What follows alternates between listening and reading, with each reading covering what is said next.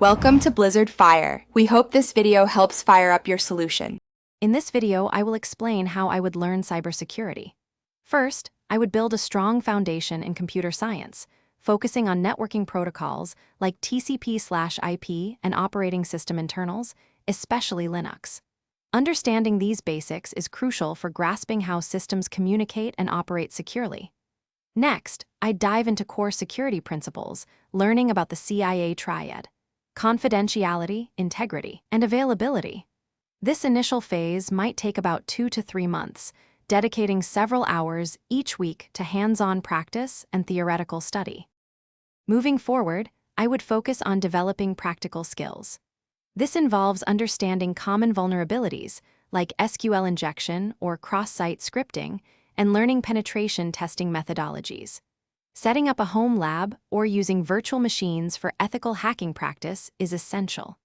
I'd also delve into cryptography, understanding how encryption works, and explore secure coding principles. Spending approximately 4 to 5 months on these core skills, with consistent daily practice, would solidify my understanding and prepare me for more advanced topics.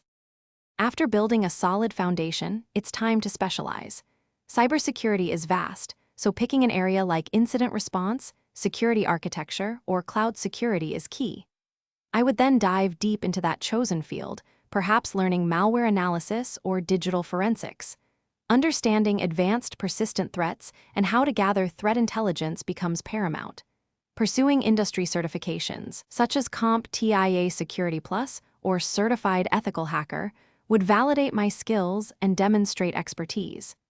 This specialization phase could span 6 to 8 months, involving intensive study and project work. Cybersecurity is a field of constant evolution, so continuous learning is non-negotiable.